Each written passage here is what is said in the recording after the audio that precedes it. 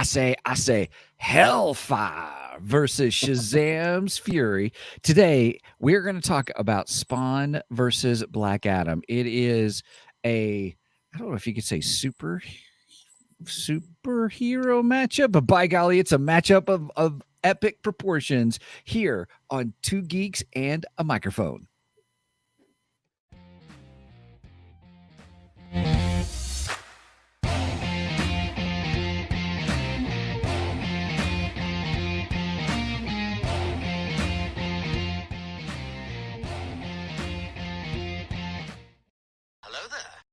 So who talks first? You talk first? I talk first. I'll talk first, everybody. Welcome. Good morning, everybody, to Two Geeks and a Microphone. I am your co-host, Mr. Stephen Boster, along with the one, the only, the most illustrious, the most comic bookiest, the most superhero-ish, battle-ish dude that I know, Mr. Mike Shanks. Mike, say hey to everybody. Good morning to all you geeks out there in geekdom. Well, it is good to be back, everybody. Mike was so gracious to say, Stephen, why don't you take a week off, you butthead? No, I'm just kidding. That's not what he said. Similar things.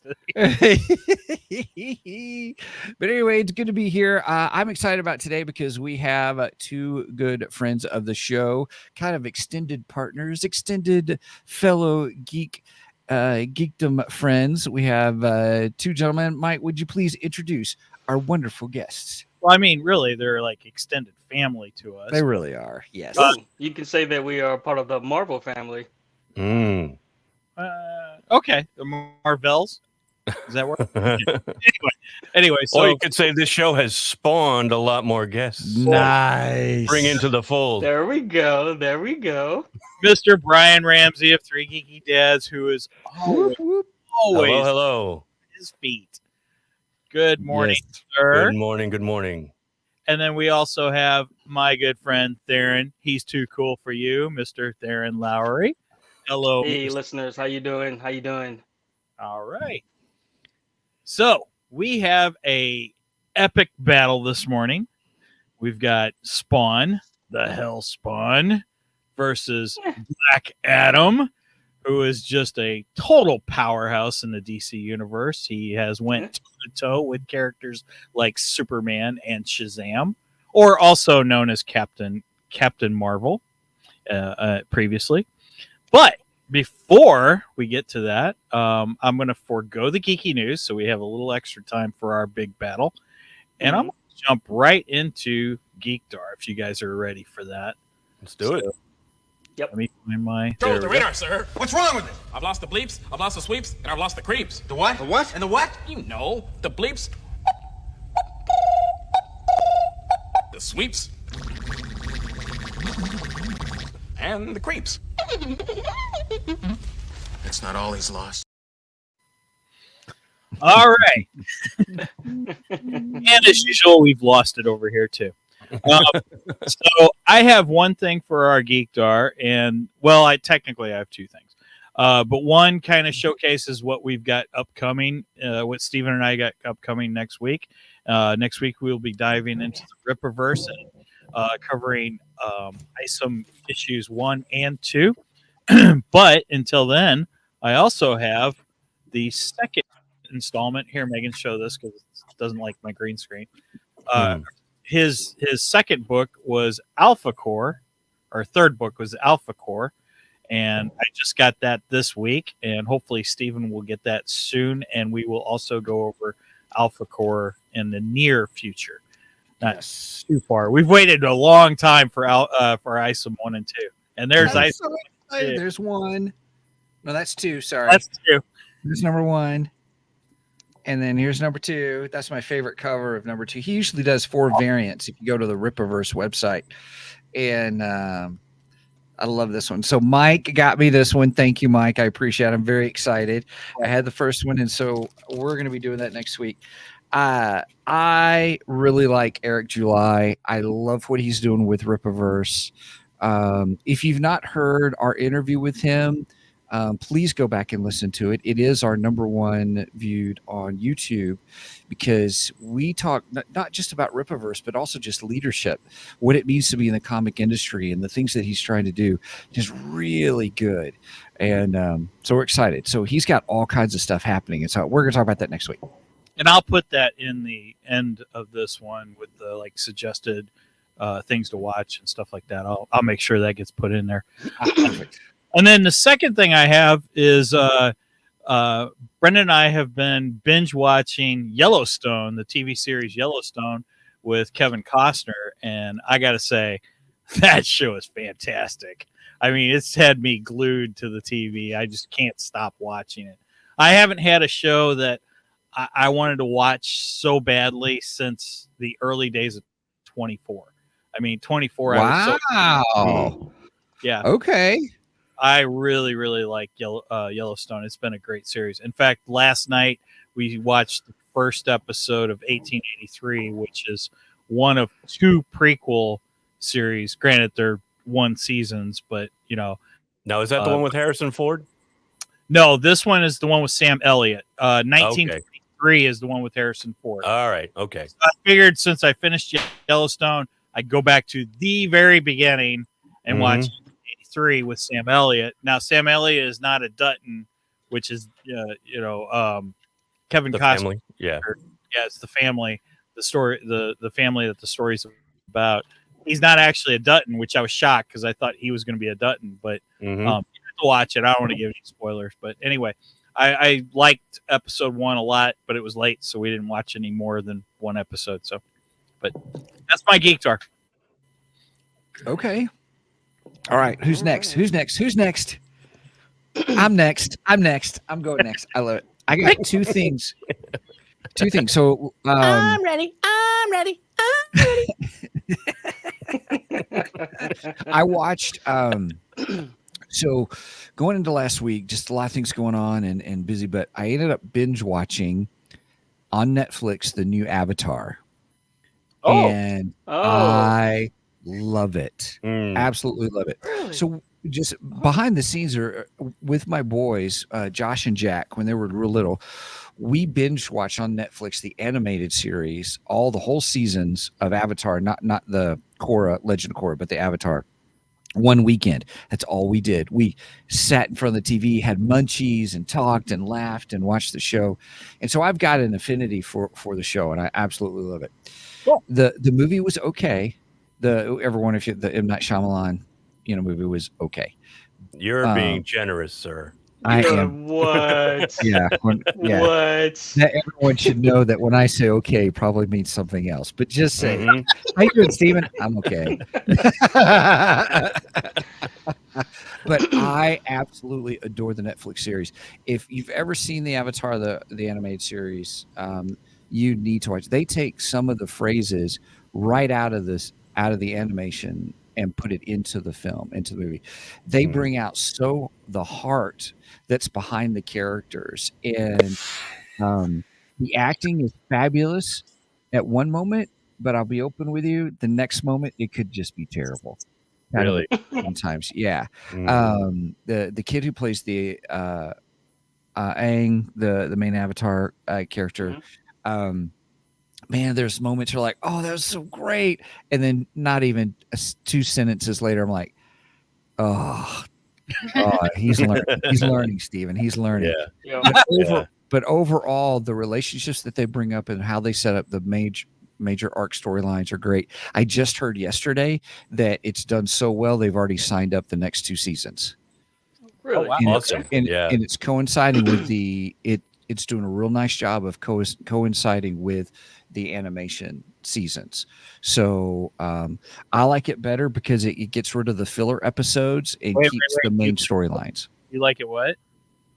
Much more better. Yay. Now, that's the first one. The second one is last weekend I watched Dune 2. So I'll say that. If you ask me to give it a score, I give it an 8 out of 10. People are like saying it's the best cinematic movie ever. It's not. But it's really good from a visuals, cinematography, I'd say it is one of the best out there. Yes. Storyline wise, it does some differences. If you're expecting some of the same events or some of the certain things that you liked out of the 84 David Lynch version, though they're not in it. And it looks like they may be setting up for Dune Part 3, where they'll go into one of the next book. Dune Messiah. Dune Messiah. Yeah, it looks like they've set up for Dune Messiah a little bit. So, if you've read the books, you kind of know where that's headed. I don't know, because Frank Herbert's theme is really kind of an anti-hero theme, like don't trust your heroes kind of a thing. And that's where Dune Messiah will go. And I'm like, I like everybody knows from the podcast, I like my heroes to be heroes and my villains to be villains. Yeah. And so I'm not so I think sure. we're all in that camp, Stephen. Yeah. So I'm like, they do kind of set up for it. They do blur some lines on some things, and I'm sure that's how it was written. But I was like, okay, so I can't give it a 10 out of 10. But cinematography-wise, it's great. The funny thing is, you say we all like our heroes to be heroes and our villains to be villains. Yet the two characters we have today could be both either or. I know. Yeah. I know. Yeah. Yeah. But anyway, that's me for my Geekdar. You know, Steven, I prefer the original Dune, the one with Kevin Bacon. Tremors. Tremors. Oh, I was like, wait a minute. It took me a second too there, and I was like, what? Because of the worms. I got it. Yep. It's because of the worms, everybody. That's why that is. Well, I was like, wait a minute. Technically, in Tremors, they were referred to as graboids. What about? Can we say this? What about the A blasters? Those were the fun ones. I was just like, that's when they went off the wheels, when they became graboids and they had babies and they become little fly-looking things. Oh, that was funny. Who's the other actor? I think that's long after I stopped watching the franchise. Yeah, the first one You didn't see that? Okay. No. Was that Fred Ward? Well, that was the other actor, Yeah, right? the first one was Fred Ward. Yeah. Did you ever see him and Remo Williams? Oh, I love Remo Williams. I love Remo Williams. Yeah, Yep. sorry. Anyway, Go ahead. So worms to Remo. Okay, cool. Continuing.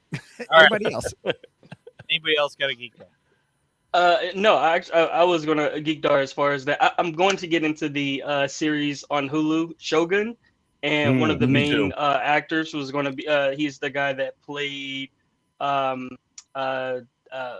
Scorpion in the Mortal Kombat movie.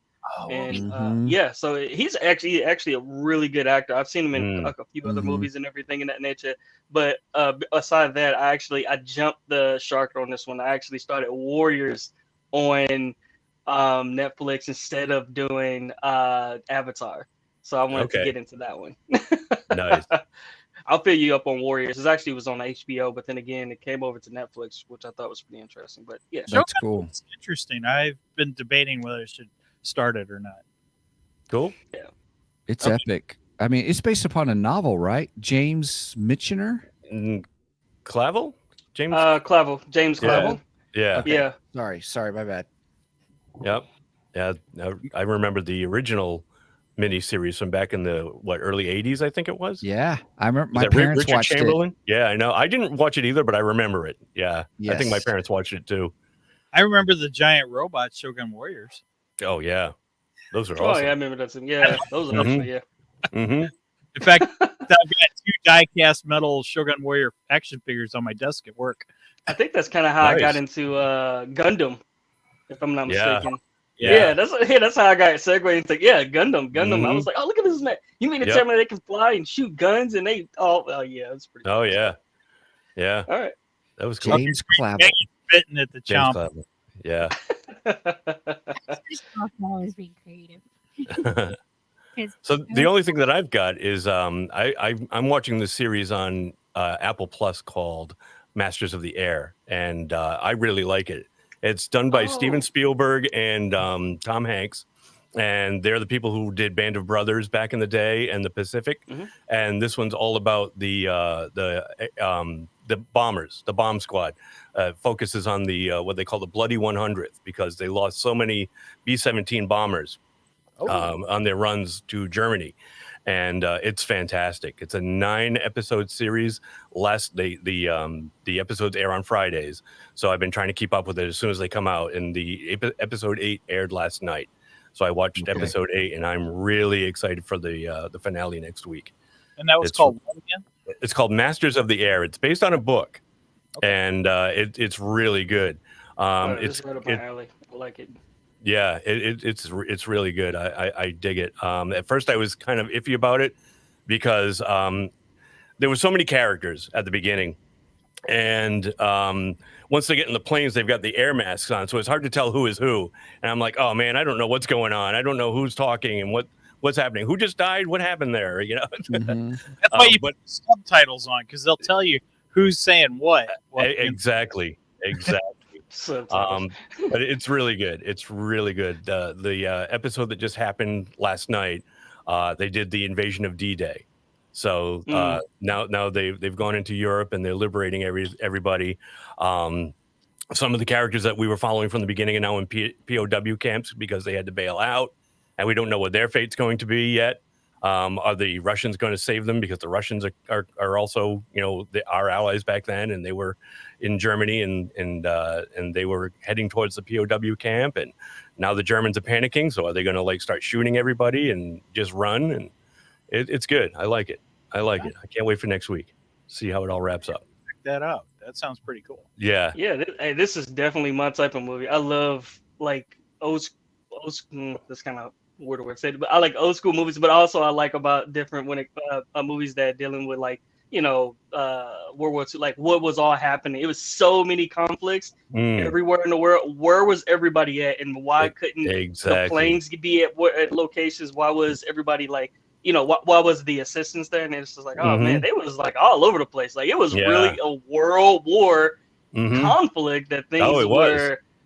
It was so displaced, and it was so many acts of just victories and defeats in multiple different places. Yeah. That it's just it took time for just the Allies to link up and to take on certain positions.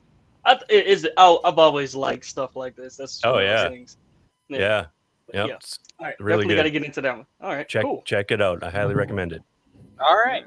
Okay. And Megan's chomping at the bit. Yeah, I was going to say, Megan, what you got there? You got a top hat? Oh, so I've had this hyperfixation of a show called Has Been Hotel since January when it came out, and I got creative and actually made one of the characters' hats. It's not actually finished. I have to make antenna, but yeah, I just wanted to show off that I was creative. Nice. Has Been Hotel. What's that on? Has Been Hotel. It's animated, isn't it? Yes. Yeah. It's on Amazon Prime. Okay. Oh, it's HAZBIN. Okay. Oh, okay. All right. She made it with her own 2 hands. I found the character art is similar to the Harley Quinn show that was on HBO. I could kind of see that. But I found at Target they had little.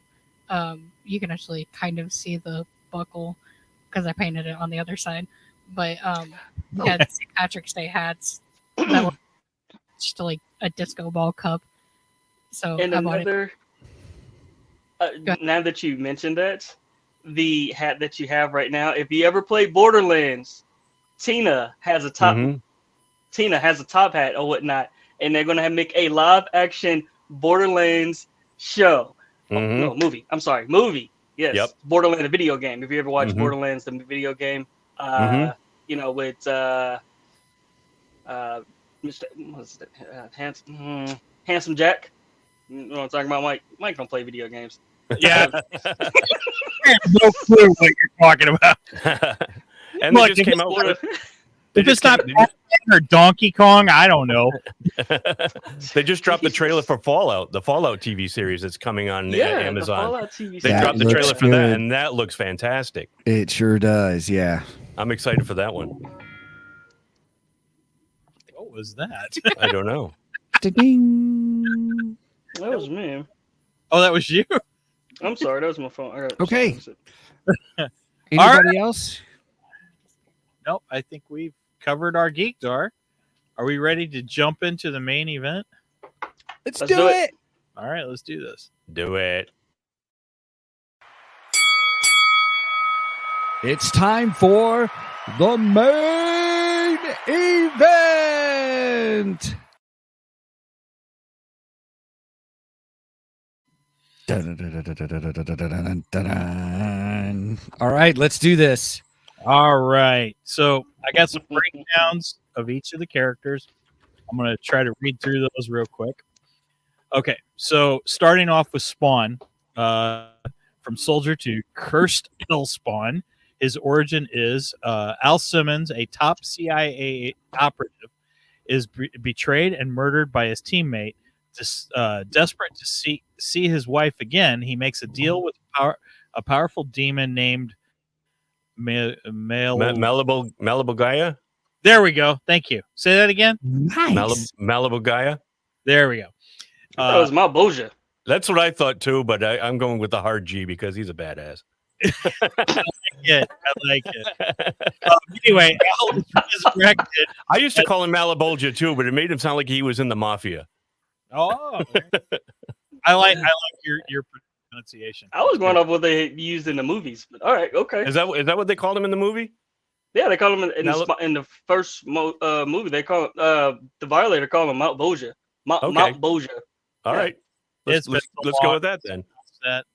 Anyway, Mal. Mal. Al is resurrected as a Hellspawn, a monstrous warrior bound to Hell's army, plagued by a monstrous appearance and a constant battle against his demonic urges. Spawn seeks redemption and fights against the forces of darkness. All right. His powers are superhuman strength, speed, durability, and stamina. Spawn is a formidable fighter with an immense physical capabilities. He has shape-shifting. Spawn can manipulate the necroplasm to form weapons, armor, even a cape for combat and defense. That's why his cape can do all kinds of crazy things, and that's why he just automatically has chains just shoot out of him and stuff like that. Summon guns. Yes, summon guns too. Healing. While not complete regeneration, Spawn can heal from most injuries thanks to the necroplasm. Necromancia. Spawn has limited control over the undead, sometimes summoning them to aid him, so he can have help from the undead.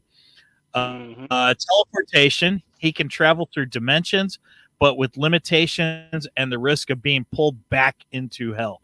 Also, Spawn has a counter, so every time he uses his Hellspawn powers, he has a counter counting down to when he no longer has power.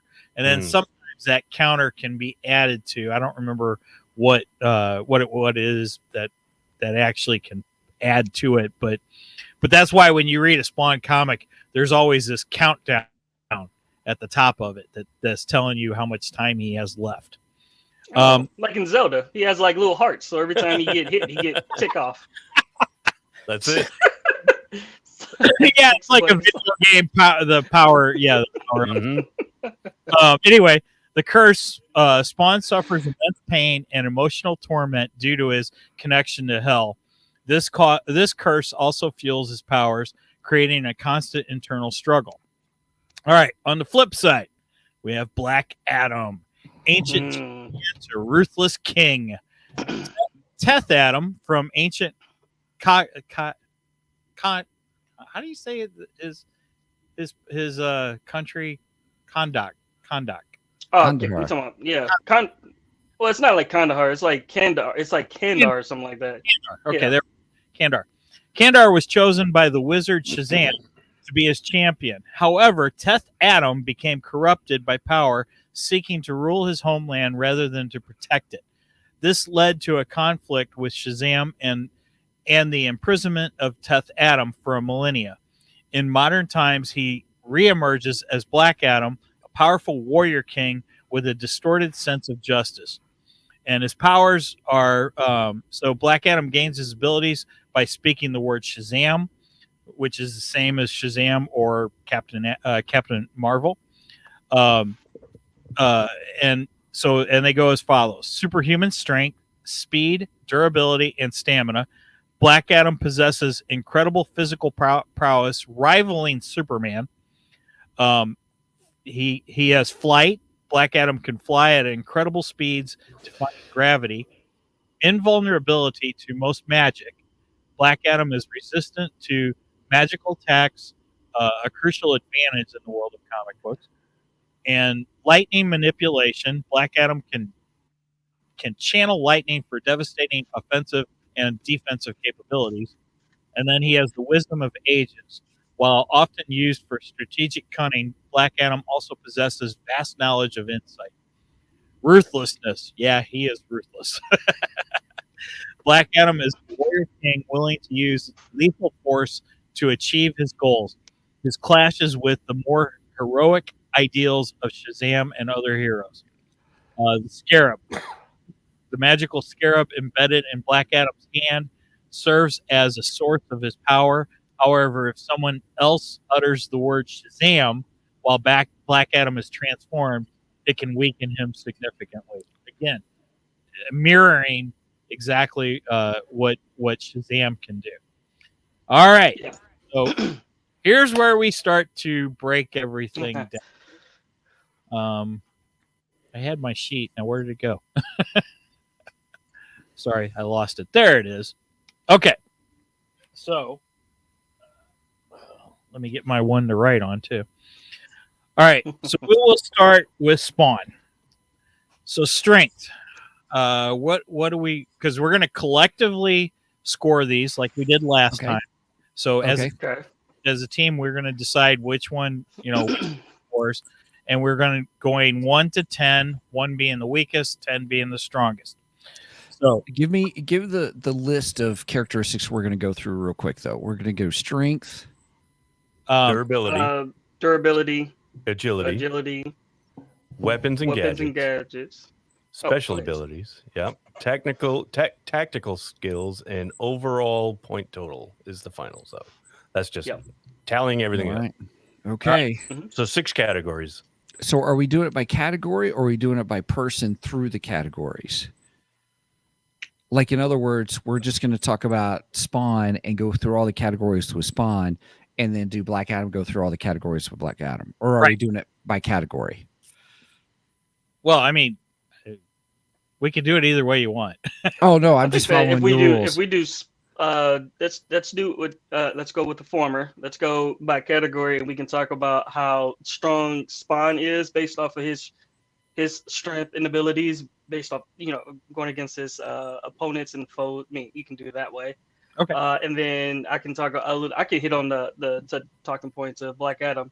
Just keep it. Narrow it down. So therefore, we can say, all right, well, could he be? He strong enough to do this? I mean, yeah, superhuman, but he can still get knocked out. Okay, because they both have that same ability. So strength refers to the character's physical strength, ability to overpower opponents. That's how we've defined strength in these categories. So starting with Spawn, from 1 to 3, 1 being the weak, or 1 to 10, 1 being the weakest, 10 being the strongest.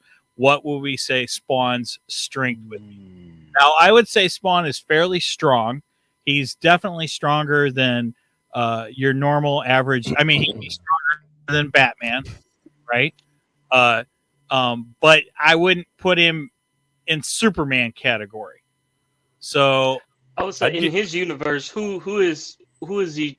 What would consider him to have the same strength level wise? I know that his character, that his comics are a little bit offshoots than like the main DC. Yeah. But like, what will he be strong up against? In Image, they had a Superman equivalent called Supreme. I don't know who would win though. I'd never read Supreme. I just am aware of his presence in the universe there. But if I had to get, if I had to rate him, I think I would give Spawn like a 7. Because you got to think like his main opponents are like other demons and angels, so they're kind of celestial in nature, and he's got to go toe to toe with them. So he's up there, but he's not. But I don't know. Would Supreme be able to take on these people? So maybe a 7, maybe an 8. I might even I was bump him up thinking to an 8. Yeah. I was thinking an 8. Now he's not he's not Superman level, nor is he like Homelander level kind of a thing. But I would say just from a strength wise, just because of the monsters that he deals with and the demonic forces he deals with. Because one of his main foes is Angela. She was like the angel. She was like a demon hunter. And he went toe to toe with her many, many times. What's that, Mike? I said it's been so long since I've read Spawn. Oh wow. Yeah. Yeah, so his character. You were supposed to read every comic book before today. Yeah, your daddy's happening. I'm just teasing. And I got 2 books I got to read next week, and then I got 3 for the week after. Let's face it. This isn't nerdery and murdery level of research we're talking about. Ain't that the truth? I need him. Right. Comments anyway. Okay. So I was thinking about 8 would be good. You Okay. think 7? All right. So wait. Let's take a vote. Who says 7? Who says 8? I'm going with 8. I think I'm going with 8. Yeah. You going 8? Because I was originally thinking 8, and then I bumped him down 1. But then I'm like, well, no, because his foes are like kind of like I said, celestial in nature, and they're pretty powerful. I mean, you're talking about heaven and hell's armies here that he's going up against. So, all right, so we'll do 8 for strength on on Spawn. You want to split the difference and call him a 7.5? Seeing we were 2 and 2. Yeah, I'll say about a 7.5 because if you talk about like Black Adam's strength level, because he gets his power from. Wait a minute. Are we going up? Wait a minute. Are we going into Black Adam now, or? Well, yeah, I don't want to. Here's what I want. I want to be careful of is saying, well, we should score him here because our opponent's going to be here. So, because then we're already making a judgment on who's better. Okay. So we're just going to continue with the Spawn scoring, and then we'll go back to Black Adam. All right. Okay. Right? Yeah. Okay. Right. Okay. All right. So let's go 7.5. We'll do a Steven and go a half. Half the effort. I think it's fair because 2 of us were 8s and 2 of us were 7, so we'll split the difference. So 7.5. I love it. All right, 7.5. Okay. All right. So we move on to durability. Refers to the character's ability to sustain physical damage and recover from it. So as I read, Spawn has a healing factor similar to like Wolverine or such. Deadpool. So I was reading, he actually, as a Hellspawn, he doesn't have many internal organs like us normal humans because the necroplasm has taken over his body, which is how he can change and manipulate into other forms. But he's also in constant. He's also in constant torment too because of it. Yeah, that's true too. That's true too. So on a 1 to 10 durability, I'd say he's pretty durable, and the healing factor helps him, and the necroplasm helps him. But at the same time, it's a hindrance. So maybe a 6.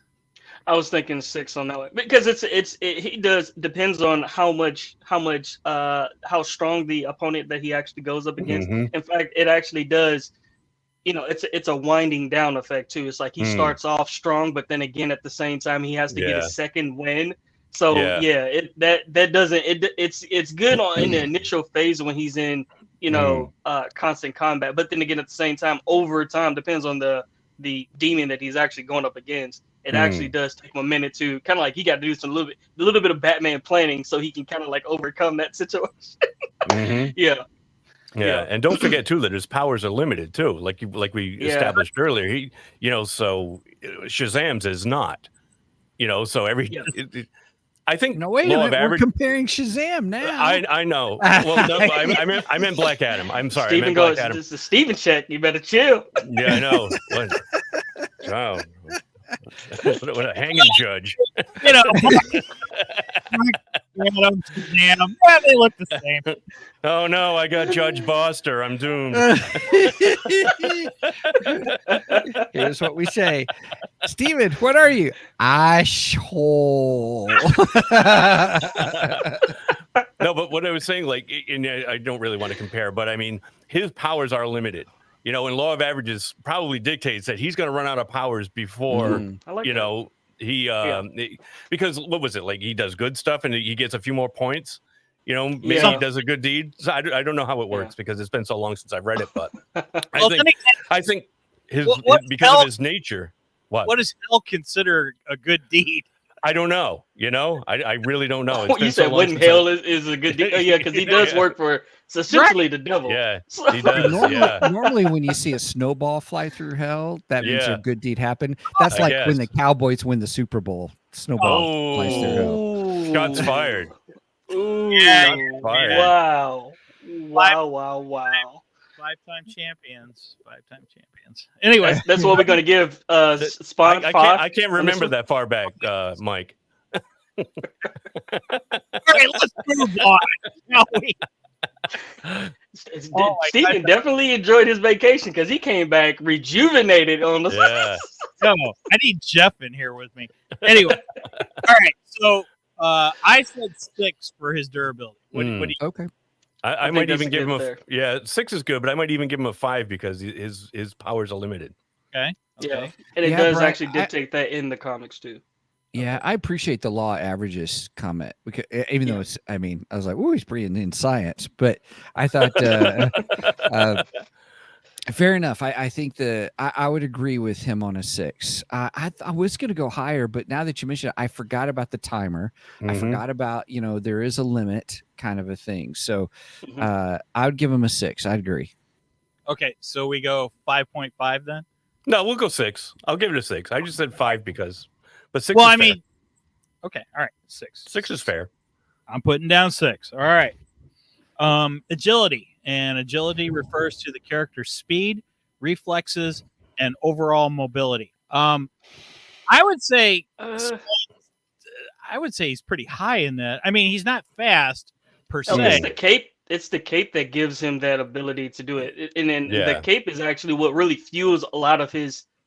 Well, that's going to lead into the next thing. But then again, it's the cape that actually it's the same. It's not like the same. It doesn't have the same type of passive ability that the cape that Doctor Strange were. Yeah, but it is very powerful. It's a very powerful like entity that allows him to do the things he's doing. Theron, is it sentient like Doctor Strange's cape is as well? Yeah, I can't remember. It's its own thing. Yeah. Okay.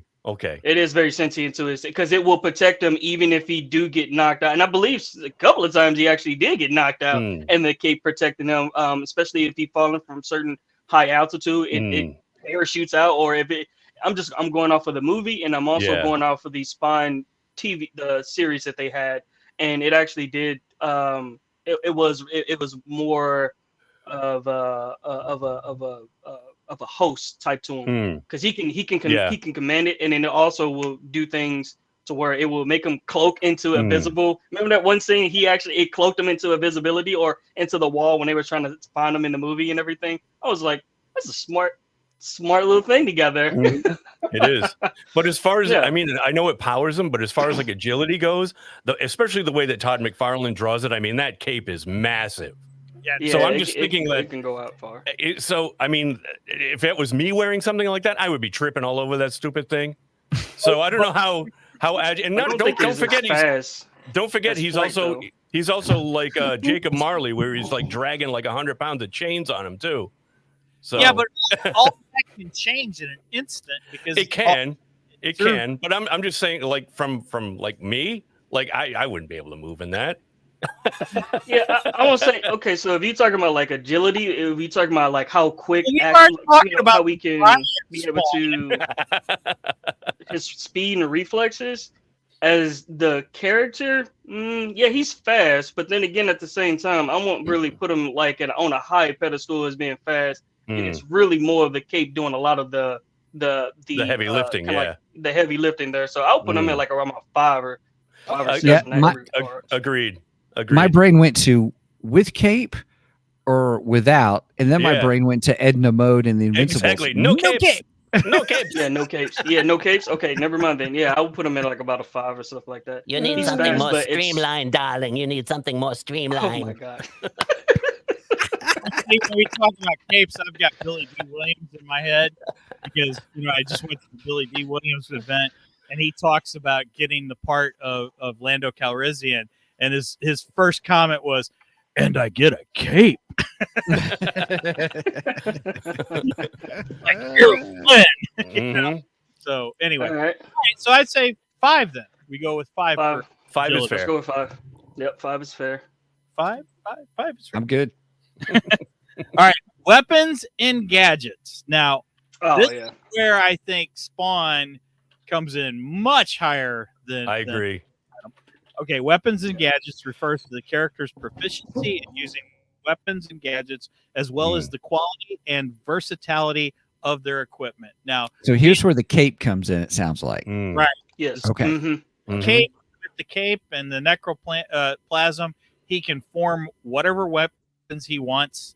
Mm. Which again, he whips out the chains. He Mhm. whips out guns. You say whips and chains, Mike? I know that's where my brain went. Phrasing. Jake Harlow. Jake Harlow's song. That's much more better. Yeah, cheers. It's going to be one of those episodes, folks. That will be. It is. It's weird. You say that every time I'm on. I don't get it.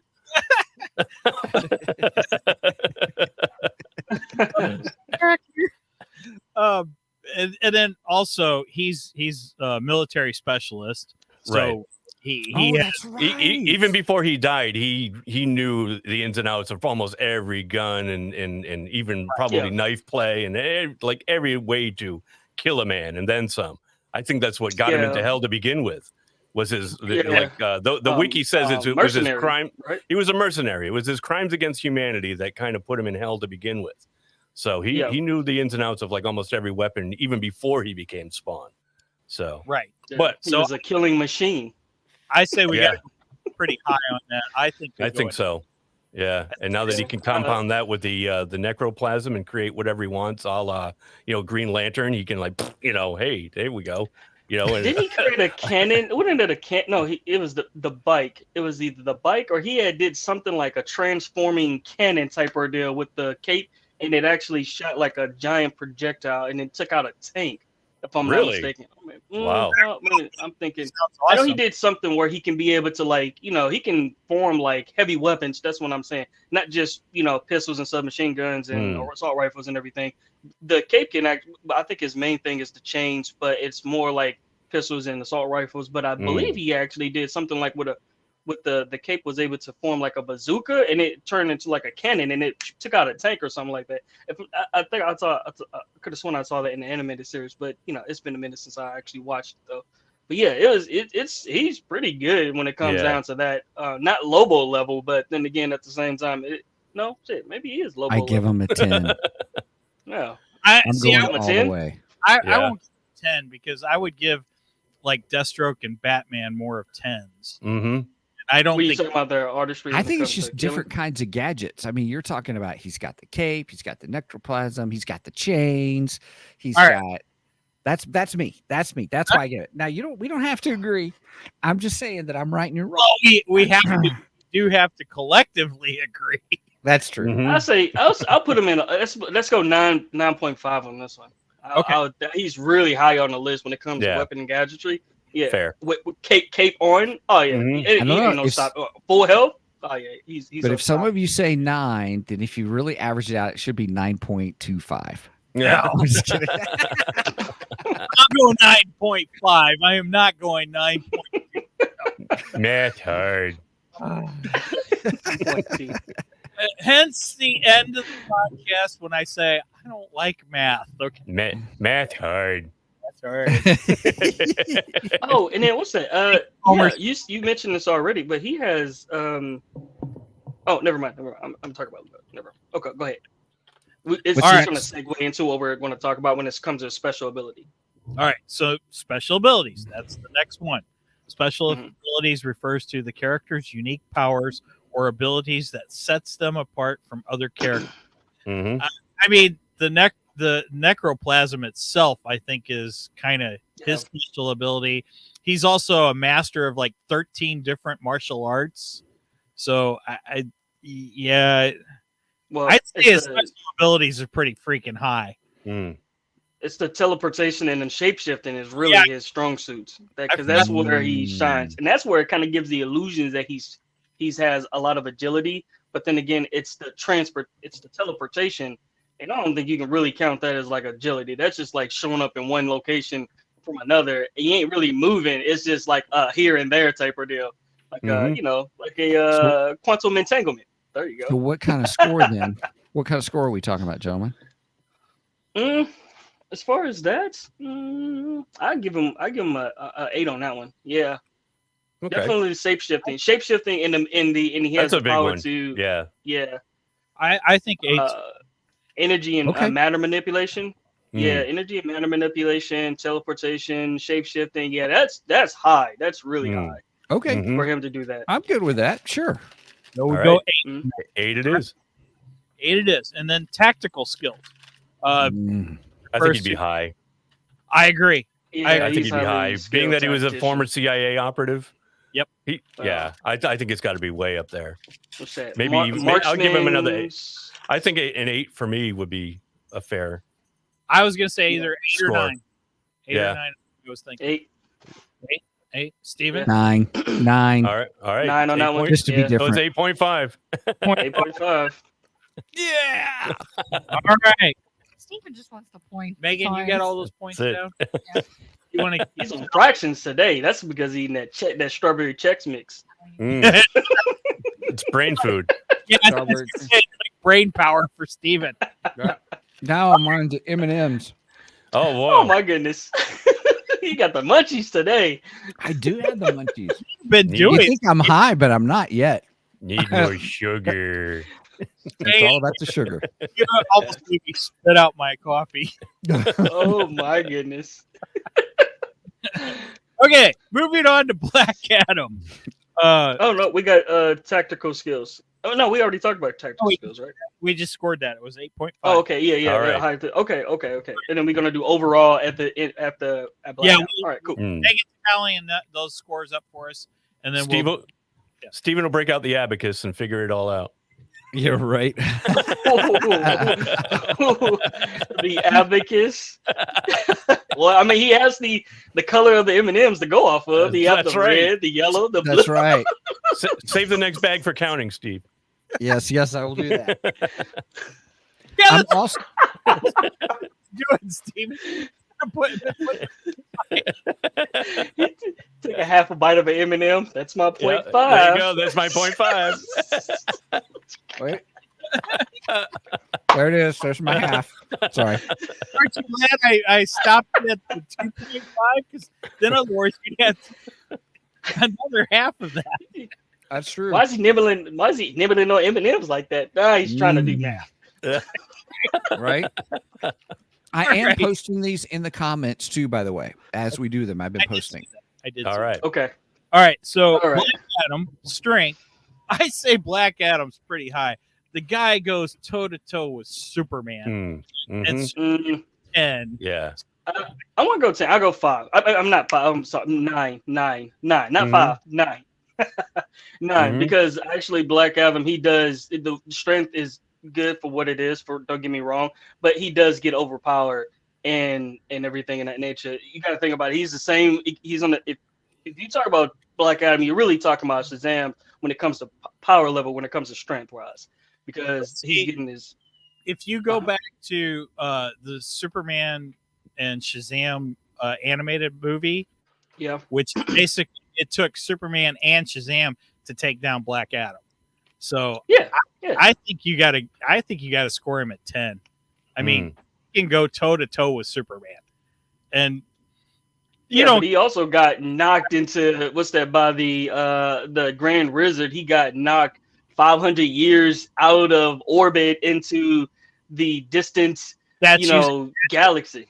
That's But using magic to do that. Okay. magic. That's not pure strength. That's magic. So, and I know some of his strength does come Magic.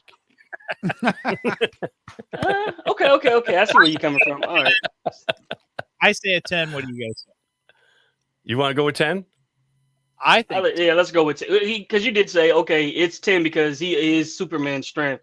And when Superman had to break loose and let go, he really unleashed a lot of his potential on Black Adam at that particular time. So in the animated series and everything, and also in the comics as well too, they go pretty much toe to toe on strength wise. They can get pretty strong. And Black Adam, it doesn't seem like it when he was in the movie because he was just pretty much just devastating everybody in the movie with the one with Dwayne Johnson. But when he actually go up against somebody on his own, another champion, then yeah, he's pretty evenly matched to. So Black Adam and Shazam, are they technically? Do you think you could classify them as like demigods when they're in their superhero form? Yeah, so, they are. Yes. All right. If we're going to compare, then Black Adam would be a demigod, whereas Spawn kind of is an underling for gods. You know, so I would say that. I would say that yeah, Black Adam definitely. Top henchman. Yeah, exactly. Black Adam takes this one. That's okay, so Spawn kind of reminds me on the same pedestal as Steppenwolf. If you think about it, it's a dark side. That's what I compare Spawn to. Nice Black Adam. Good call. Yeah. And Steppenwolf was very strong, but he couldn't get overpowered by the Amazonians. And he could go up, but he couldn't necessarily he can't take on the JLA. That was the case because Superman, if he was in this great state of mind, he probably would have knocked him out. So we're saying 10 for Black Adam for strength. Yeah, let's give him a 10. All right. Boom. It's official because I put it in the comment section. All right. I also wrote it down on the character on the scoring sheet. Perfect. Right. Yeah. So durability again refers to character's ability to sustain physical damage and recover from it. Now he doesn't have a healing factor that I know of, but sheer strength, I'd say his durability is pretty good. He's really good as far as durability wise. As long as he has the power of the power of lightning or whatnot, or that's what gives him his ability. If he's not, if he's talking about durability, yeah, the man can take on a lot of incoming attacks and stuff like that. Now, if it was like somebody like Spawn going up against him and everything, Spawn used all of his weaponry against his foes. So if he's using that against Black Adam, the durability factor, Black Adam would just shrug all that off. So he'll have to come in a different format. You also have to remember with Spawn, he's actually using magic against him. So it is magic versus magic in that sense. Where like is it magic or is it it's energy and matter manipulation? Necromancy and such like that. That's dark magic. Dark magic. I guess that is dark magic. If we're counting Black Adam as a demigod, and that actually would. Hellspawn is demon, more or less. So because he used necroplasmic energy blast. Damn. Necroplasm, I would say, is magic. That's on the magic realm. So. Okay, so that's on the magic realm. Oh, damn. Okay, so if that's anybody else other than the magic side, Black Adam is actually I'll give him a 7 on durability wise. He actually does, or no, I give him an 8 rather. When it comes down to durability, he's actually he can go up. He lasts a pretty long time in the fight. If we're putting him toe to toe with Superman, I would say he probably withstand the same damage that Superman. Yeah. For the part. Okay. Yeah, I'd say 8's fair. Because you got Superman and Shazam going up against him. Yeah, his durability was hecka high. to take blows for both of them, and then he was taking them on for a good chunk of the fight. Yeah, it was. He has really good durability. So he's damn near like a 9 or 10. Yeah, it sounds like Black Adam is pretty close to invulnerable, whereas Spawn needs to rely on his healing factor. He can be hurt, and we've seen him get hurt pretty bad too. So let's go with that there, Theron. Yeah. 9. Oh, 9. Let's go with 9. Yeah. All right, we go with 9. 9 and 8. All right. Did you put it in? Resurrection power? All right, I got it. Steve, Okay. put it in the comments so it's official.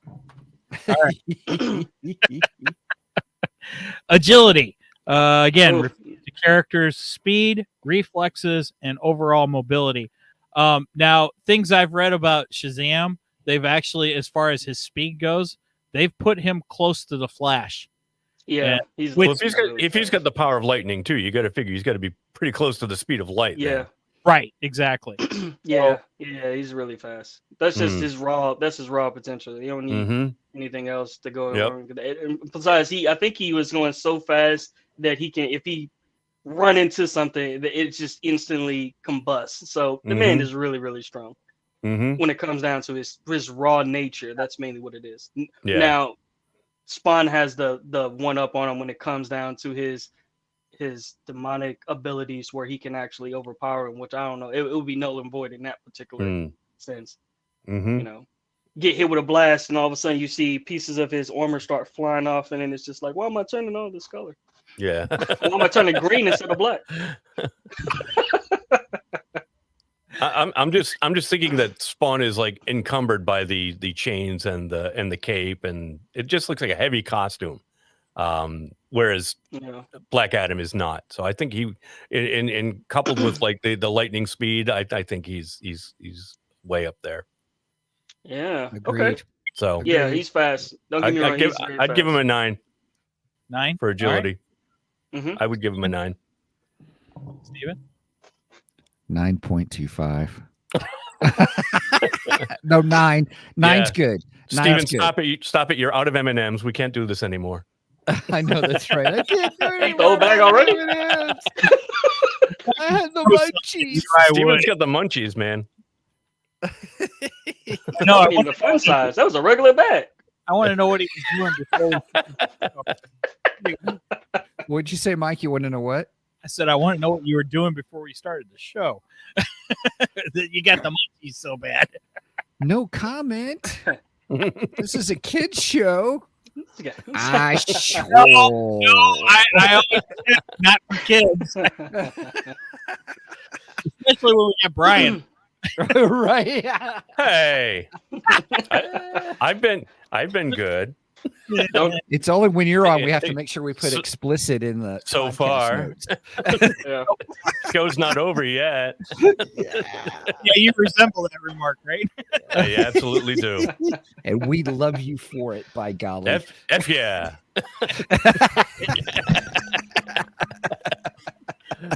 Oh gosh. All right, weapons and gadgets. Yes, weapons and gadgets. Hi, Andy. What's that? As far as weapons and gadgets, I don't think he Oh, uses wait, it. do we agree on 9? I'm sorry. I forgot to push Yeah. enter on the comment. Yeah, Okay. we poo-pooed on your 9.25. Yeah.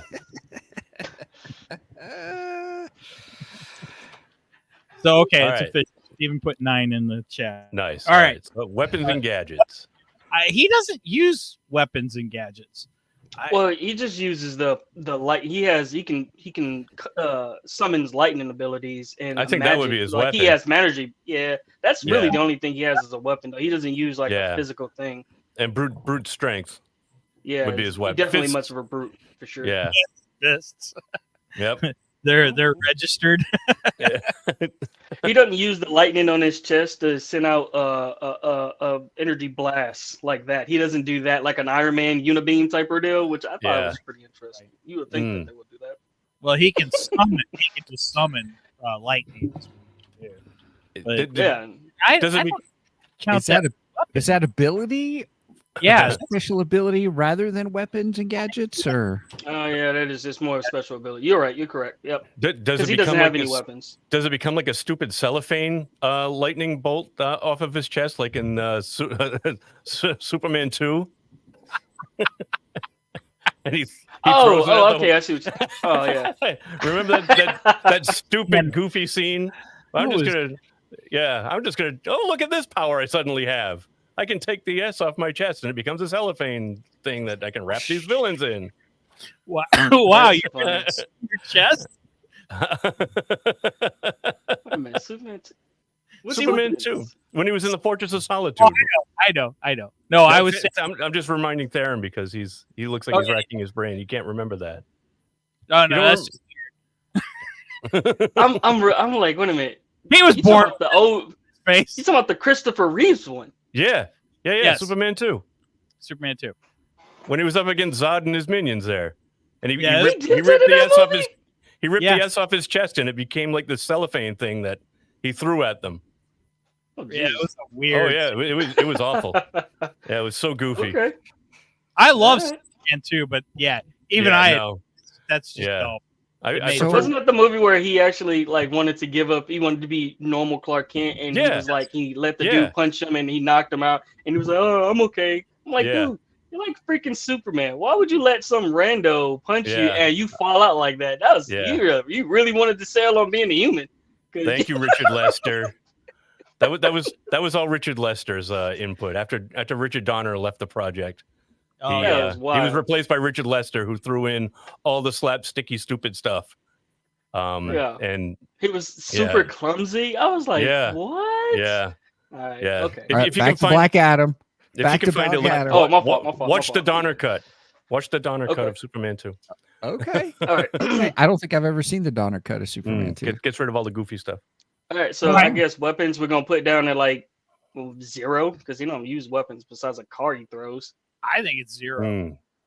Yeah, 0. Just because he doesn't use them. Okay. All right. Yeah. 0. 0 it is. Yep. And it's official. Steven put it in here. All right. Special abilities refers to characters' unique powers and abilities that sets them apart from other characters. I would say summoning lightning is probably his special ability. Mm. Yeah, wielding magic, and then he has martial art abilities as well too. So he's really good at like fighting, and that's from that from the standpoint of what he inherited from the gods and stuff like that. Yeah. So Steven, you got brownies there by any chance? Not he yet. got No, he's just showing everybody that his hands are clean. Oh. M&M's melt in your mouth, not in your hands. wow. Brian, I do have to say, you're probably one of the quickest mental minds I've ever met. Usually I just get the mental part of it, but thank you, Steven. Like, or, man, Oh, gosh. I do agree with that. That's funny. Again, you resemble that statement. I do, absolutely. All right, so That's special funny. abilities, 1 to 10. What are we giving him? I'm giving him a 10 on this one. 10? All right. 10. Yeah, 10 on that one. Holy cow! I think Black Adam is kicking spawns. I don't know. Once we tally the scores, I think it's going to be Mm. it's going to be close. He did Something's have a gonna 0 happen. in there. He Yes, did have a yeah. 0. And 1-0. There are no gadgets. Yeah, there You goes don't my need A no plus. stinking gadgets. There goes my A plus. I'm now an A student. Tactical skills. So his tactical skills comes from the fact that he is a natural leader. He is a king, basically. So I mean, he's led armies. He's led wars. Mm. Say he's fairly high in tactical. I don't know if he's quite as high as Spawn, but This one I don't think. See, when you say tactical organizing, strategizing and thinking in combat situation. Nah, he's kind of like he just punches his way through situation. He sees an issue and he just basically punches his way through it. He don't really like think about. It depends on his foe, But his it's go ahead. See, he is the leader of Kondak, and he's led his own armies and everything. And I mean, as a king, you gotta have tactical abilities. You can't. It's because he took out their champion and he took over. That's the reason why he did that. He killed their champion of the people that was in that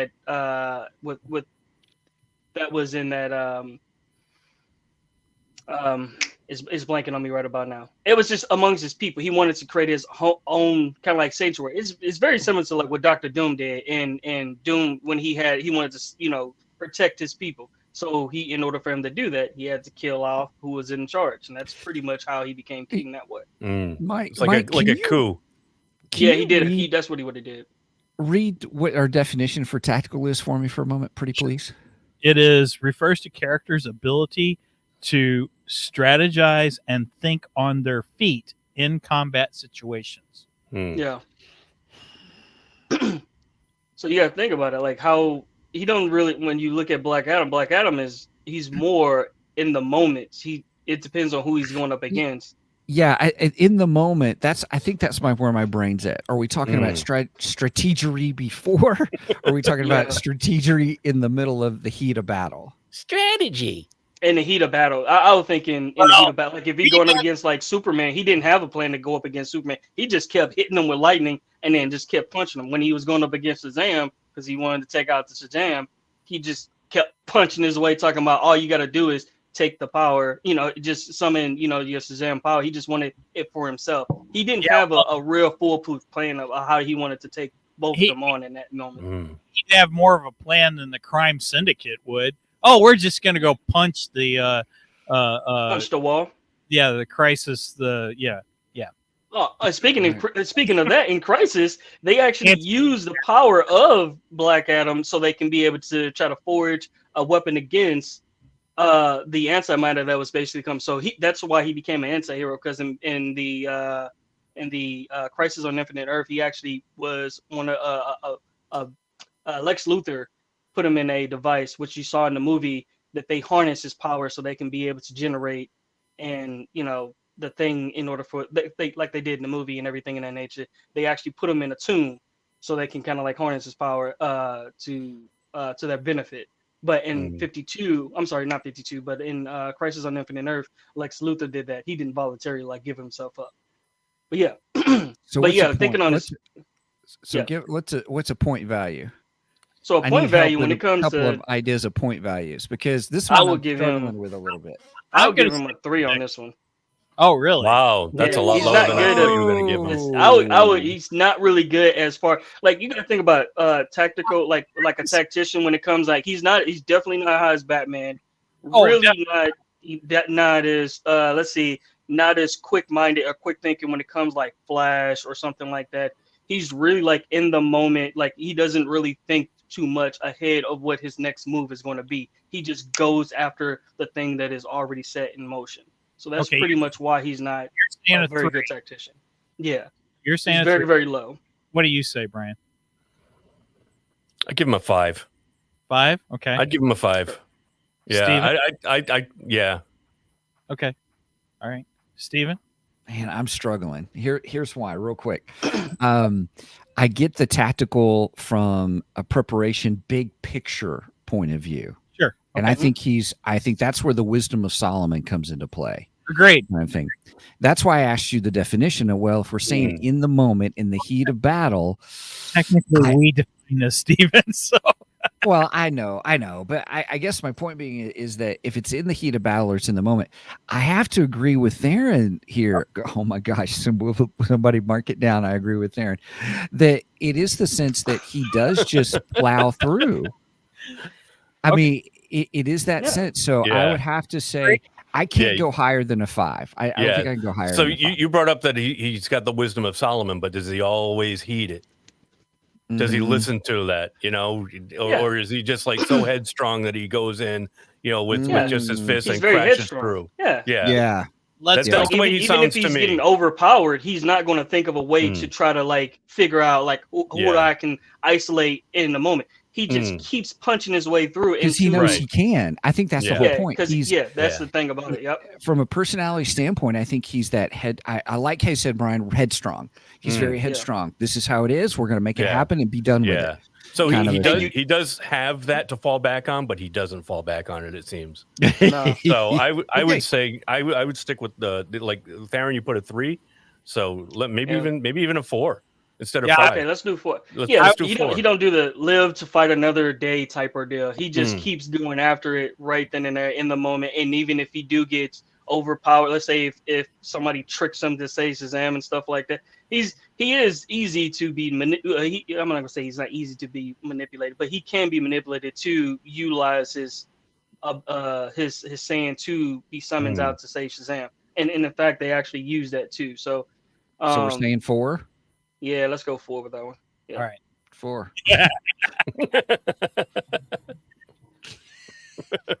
All right, Megan, you got the tally. All right, so starting with Spawn, we'll run real quick through them again. Strength, we gave him 7.5. Durability, we gave him 6. Agility, we gave him 5. Weapons and gadgets, we gave him 9.5. Special abilities, we gave him an 8. And tactical abilities, we gave him 8.5 for a total of 44.5. 44.5. Okay. All right, Cool. Black Adam. We gave him a 10 on strength, a 9 on durability, a 9 on agility, 0 on weapons and gadgets, 10 on special abilities, a 4 on tactical skills, for an overall total of 42. 42. Wow. Wow. Yeah. Spawn Yeah. squeaked by. Yeah, I would say that yes. When you brought up the necromancing ability, that's when you compare that to magic. I was like, oh, he nerfed him. You can nerf him by doing that because he has once you take out his god, like his deity type or his demigod type power, then he's pretty much vulnerable to pretty much anything else. And also Spawn could manipulate him to trick him to, say Shazam, if you try to do a force lightning type ordeal, and then it nerfs him right then and there. Yes, if he can get him to say Shazam, then Spawn can completely destroy him at that point. Yeah, it's true. Because he I uses did not expect this to go this way. I really didn't. Yeah. Seriously. I was expecting Black Adam to completely overpower Spawn. Yeah, I told you that Zero was going to come back and bite him in the ass. Right. Yeah, that was definitely. And then when he gets over it, because if Spawn was able to conjure a bunch of those demons and stuff like that, when Shazams get overwhelmed, he will basically call on Shazam, kind of like a EMP type ordeal, and say if he do that and Spawn interjects the Shazam lightning bolt, Spawn can actually take over that power and that ability right then and there. Just like how he killed his nephew that was the original Shazam, and he took the power. Well, his nephew, or it was his nephew. Black Adam killed his own family in order for him to have the power of Shazam in the later 52 version. That's ruthless. Yeah, so that's what he told Billy Baxter. He was like, "I'm willing to kill my family just so I can be number one in this situation. I'll have no problem killing all of you." The Marvel family and everything. So I thought that was dope. Black Adam is completely about himself. Oh yeah, he's very, very selfish. Yeah. Now of course, if you go with the story in the movie, it's more about self-sacrifice for not self-sacrifice for his son. Sacrifice for his son and his wife, both of them.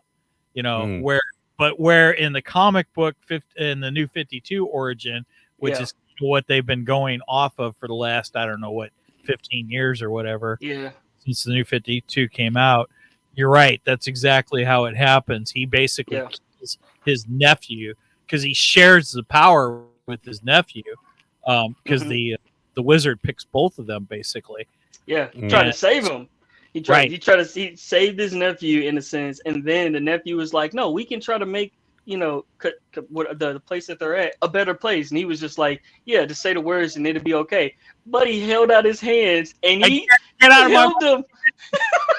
He killed him, snapped his neck, took the power, and said, nah, it's gonna be mine now. And if you think about it, if it was easy for susceptible for him to do that, it is easy for him to be taken on by the whole Marvel family. And if Spawn was to overpower him, then he could definitely win that type of battle if they were to go head up. So if nothing's stopping them. If we went who's more evil, Spawn or Black Adam, I say Black Adam wins that hands down. Oh yeah. Black Adam, you definitely they say he's an anti-hero. I don't know. There must be something that happened in Crisis or something that happened along the lines. But for the most part, I don't think that he's more of an anti-hero. But would he be in the evil league of evil? Yeah, actually, with like Lex Luthor and all that stuff like that. Yeah, I think he actually joined them for like Sinestro, Lex Luthor, and all that stuff like that. I think that he did. A member of the Justice Society. Yes. That's where the anti-hero comes in, because he did have some, I want my heroes to be heroes and my villains to be villains. Well, Mhm. I would say both of these are still pretty much villains. Mhm. Where I think They're, Spawn, they're anti-heroes. right? Mhm. Yeah, they're definitely anti-heroes. I think Okay, Spawn okay. has more redeeming factors to himself in the fact that he does sacrifice himself for his wife.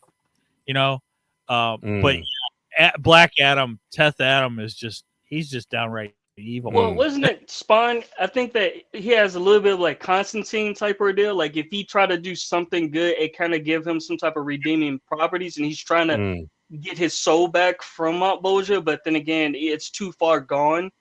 Yes, that's what makes him the anti-hero. Versus like Black Adam is just he already harnessed the power. He's not giving it up for nobody, and he will basically take out anybody in this way in order for that to happen. So and Constantine was like that too. Constantine did so much evil, well, he did so much wrong, and he's trying to redeem his soul from what was it? Is it Satan? I think that I can't think of Constantine. He made a pact with the devil. That's right. He made a pact with the devil. He's trying to get his soul back. Yeah, but so I thought that was put Constantine as far as evil. Yeah, but he's not as evil as Spawn. Join us next week, everyone, where we talk about how evil is evil and how good is good. Our new ranking system, just for you. Yeah. All right, sudden death. Who had the shittier movie? Who had the shittier movie? Yeah. Ooh, nice. Well, no, wait a minute. All right, I'm going to defend Black Adam on Spawn. You can defend it because I'm saying Spawn had the shittier movie. Okay, Spawn had the shittier movie. Yeah, Spawn. Yeah. Yeah. I mean, I love Spawn. Spawn was Yeah. one of my all-time favorite comic book characters. Right, but the movie was terrible. Yes, the Yeah. movie was terrible. And Yeah, supposedly they're working on a new movie. I heard that. Yeah. Yep. Yeah. That's I've been in heard the that works for a for while. 2 though, years. so- Michael yeah, I know. Jai White, he actually did Yeah. a really good. Michael Jai White, I think, was a good role for that character. He I was. The guy who played Black I Dynamite agree. and stuff Mhm. like that. But he was a really good person for that character. It was just like they had some really silly scenes that basically, Yeah. that The I violence. was talking about. Yeah, the Violator was actually. Yeah, he- well, I was going to say for all of Black Adam's faults, because I can't remember. I saw it twice, and I can't remember anything about that movie. I thought it was boring. But for all its faults, at least Black Adam didn't have John Leguizamo in a fat clown suit. And he did that dance scene. Oh my god! He was in the alley. He was like, "I'm not the torment. I'm not the." And he went, "I'm the Violet." And that whole transformation was from crazy. my memory. Uh I don't remember that. I think that's PTSD for me. Let's not talk about it. And he kept on, and then the little boy, it was at the homeless. That was that Spine kept interacting with the kid that was like, and his dad that was eating out of a trash can. It was a weird movie, bro. Yeah, it was a it weird was. movie. But you got to Yeah. admit, Spawn had a great line when the guy's training him, and he goes, hold on there, Yoda." Yeah, it was crazy. But Black Adam, that movie was okay. It was somewhat comic book accurate to a certain degree. It was kind of loosely we lost Brian. Okay, No. I'm testing I'm something. still here. Okay, The so it was screen went out for somewhat some reason. Yeah. comic book accurate, but for the most part, they did have some pretty cringy stuff. Like it was boring. It was like, oh well, let's just get this crown looking thing and let's just go here and now we found the crown and now we're gonna put it on our champion and now we got. I was like, it's kind of stupid. See, It was. I like the Black Adam movie. I enjoyed that movie. I thought The Rock did a great job as Black Adam. I loved Oh, him. he did. And I loved the fact that we got Hawkman. I thought Hawkman was awesome, and I wanted a lot Dr. Faith. Yeah. Fate. He was great too. I think everybody in that movie did a good job. I don't understand why people hated on that movie as much as Agreed. I just don't get it. I think it's a good. What was with the deal with the girl that had the floaty stuff? And then I know that they had the Atom. Wasn't it the Atom where he was able to grow big and stuff? No, it's not the Atom. He's Atom Smasher. Atom Smash. Oh my god. Yeah. Okay. Never mind that part. Atom Smasher is totally different than what they depict him in the movie and stuff like that versus how he is in the comic. He's actually pretty pivotal in the comic, especially in Crisis. In the comic book, Crisis, Atom yeah. Smasher does the same things that he does in the movie. It is. His power is to grow. Well, no, that part I get, but I'm talking about like the personality that they gave him for Adam Smasher was pretty wonky. But that's I'm still keeping it. If you read the comic books, Adam Smasher actually becomes like best friends with Black Adam when in Black Adam's time when he's with the Justice Society, which is why they teamed him up with the Justice Society in the movie. Okay. So I think it's fairly close. It's not 100% accurate, but what comic book movie is 100% accurate to the film? Absolutely. The comic books, none of them are. You cannot find one that is. So yeah. Okay. That's fine. I would go with Brian when it comes down to like the crappier one was the Spawn movie. But I really liked the Spawn movie because it was something I never seen before, and it was at the time it was like really cool to see something different from like like the Batman and the Superman movies and everything. Yeah. So and Hellboy, was it Hellboy? Hellboy was kind of similar to that too. Yeah, but Hellboy came after. Yeah, Hellboy came after. Yeah, I believe Hellboy came after Spawn. So yeah, agreed. Okay. Yep. Okay. All right. All right. I think we good show. And that's Spawn v Black Adam, everybody. So apparently Spawn can defeat Black Adam, which totally blows my mind. You say what now? You say I would say in this case scenario that Spawn will probably with the ability of the necromancer power, and he could actually overpower Black Adam in that sense. Mm-hmm. Now toe to toe when they go up and when they were going like toe to toe like battling wise. In fact, the cloak would actually protect against a lot of Black Adam's brute force coming out the back. He ain't gonna get to him if he can't get to him. You know what I mean? Yeah. So that cloak has so much. It becomes like a shield. I don't know. It does, and it becomes as hard as diamond, or however strong it needs to be. Mm-hmm. Plus, he don't necessarily have to fight him head on. Spawn does. Spawn can do things to kind of trick Black Adam to thinking that he's in one place or another, or he can hide in plain sight and don't even have to like actually confront him, which gives him more prep time to actually go up against him and find like his weakness. That's the ability that Spawn has. So when it comes to Black Adam, you don't really think that he can't really sniff him out either. Too, it's just like he only see what's in front of him. He's going after that, and if it's a true threat or towards his position, that's the only reason why he actually will basically take him on as a foe. But yeah, that's damn. He does. This Spawn is actually pretty good at this one. Yeah, man. My fault. Brian's back. I fixed my camera. I don't know why. All right, I'm using an Elgato base cam camera. Ooh. And I still don't know if I like it though. So I just took it off and I'm just using the MacBook internal camera. I don't know. I think it makes you look good. Yeah. Oh, thank you. Do you like my camera? No, we can still see your face. No, we can see the whole Star Trek shirt. It's a different camera. So not it just dawned on me now that I can see it. Like, wait a minute, that's in the font for Star Wars. Yeah. Yes, sir. Yep. Yes, sir. I triggered Mike earlier. I told him earlier that shirt was an abomination. Oh, gotcha. Thank you for joining us, Stephen. Anyway, Stephen was too busy eating Chex Mix. Right, exactly. Mm-hmm. I don't remember if you said that on the show or not. That could have been before we started. So I think it was, yeah. Yeah. In that moment, we weren't recording. So no, because that's what I said. This could be a show in its own. We could. That's right. Hit the record button now and have like a little what pre-show. What do you think about? Show's over, Theron. Show's over. No more questions. It's all over. It's not over because we haven't done all the closing stuff, Steven. Stop talking.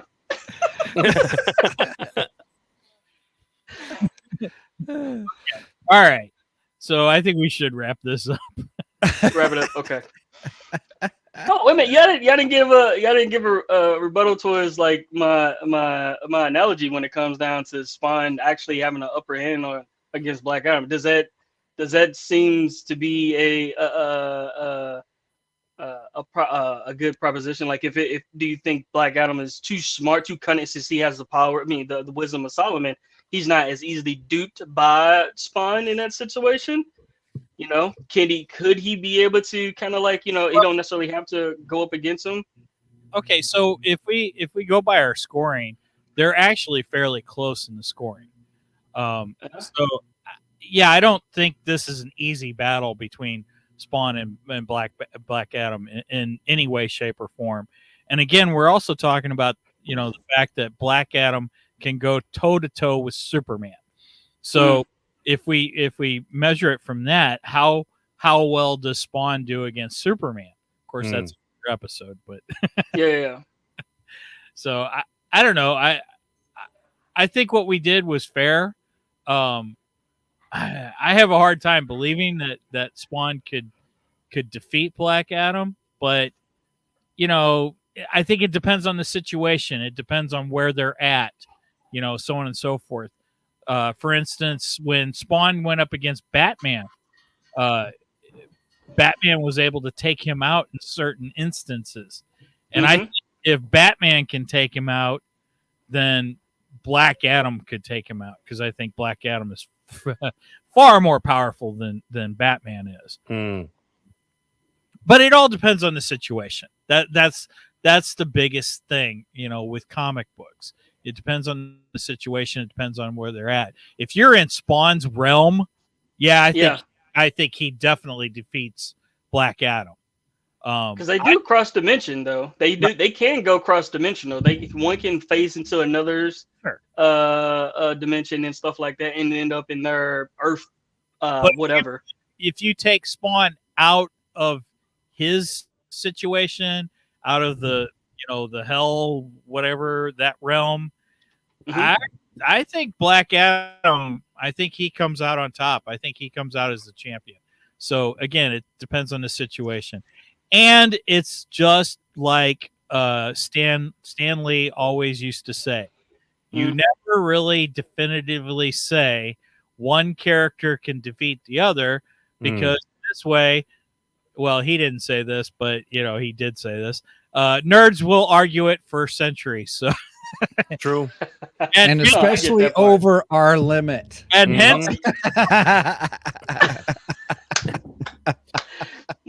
you got me on this one right here, because I was just like, wait a minute. Yeah, I can go a little bit, like 20 minutes more than that, but I'm done. We can talk about it off camera. That's all good. You can go more than 20 minutes. As the immortal Stan Lee once said, your friend seems to be mostly overly obsessed with superhero genitalia. That's from Mallrats. Nice. All right, Mike, you want to wrap it up with geeky news? We're done. Yeah, we're done. Okay. All right, yeah. So, Steven, do your thing. Well, no, I'm sorry, Theron. You did have a geeky news item. I think that's important. I'm sorry. I didn't know that. Oh, yeah. I was just going to say, as far as geeky news and stuff like that, we just want to send an RIP out to Akira Toriyama.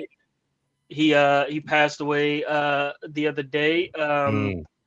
So that he lived to be the good old age of 68. He brought us various animes and video games that we can all kind of like reflect on and everything. And it's like Dragon Ball Z. Well, let me log in here. I just had it up. Akira Toriyama. Here we go. Games. A really big impact on the legacy that he left behind, and that was one of the pivotal things that I thought was actually pretty good.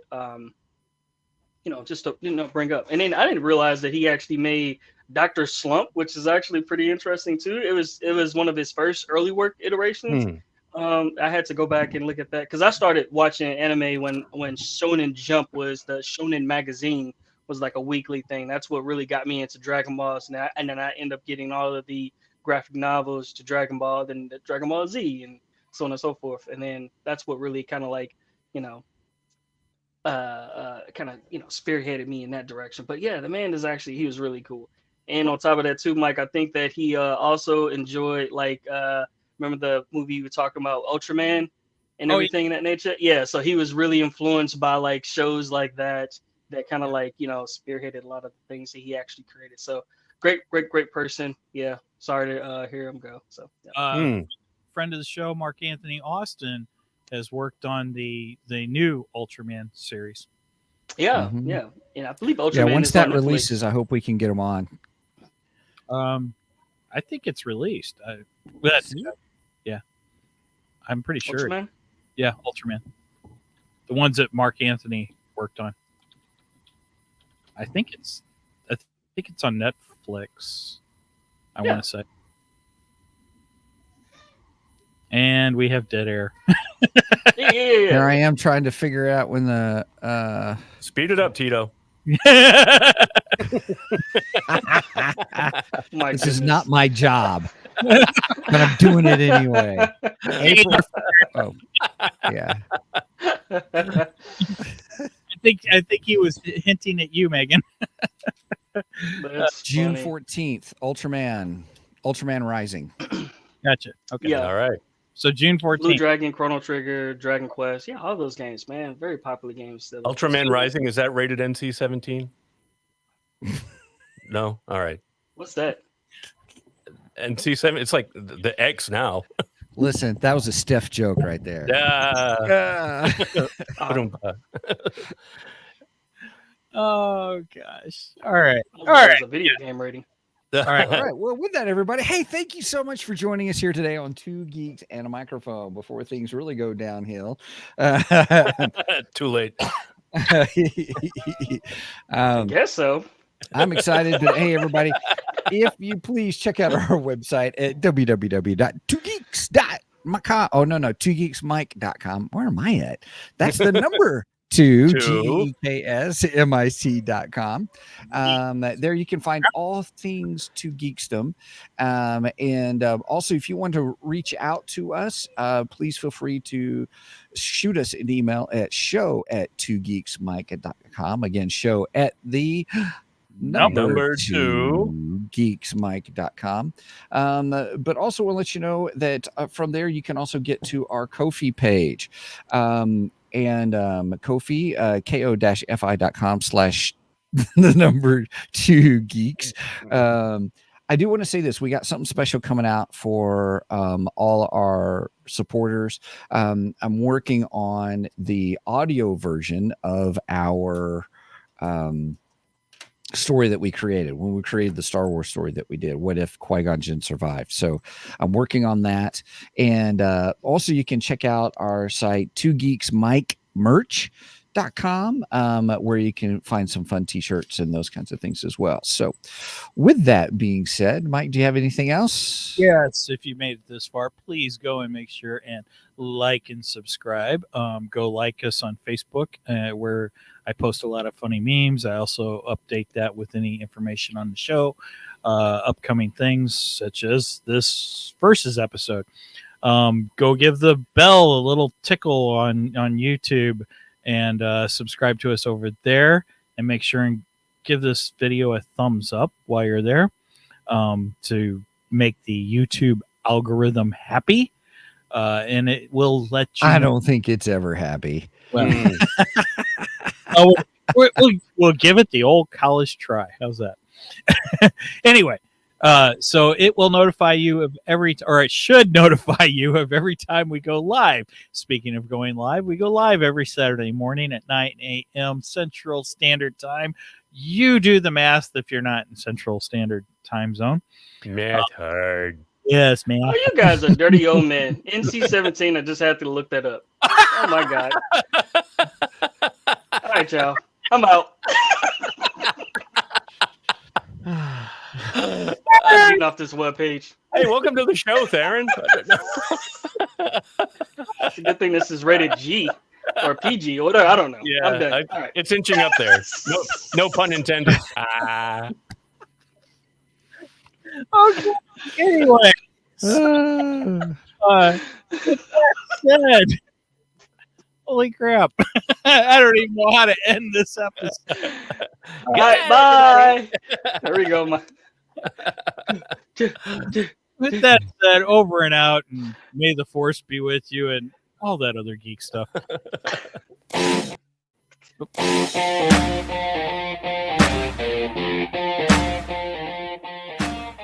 Thank you for joining us today on the Two Geeks and a Microphone podcast. Tune in next week when we will have more news and reviews. Until then, May the force be with you.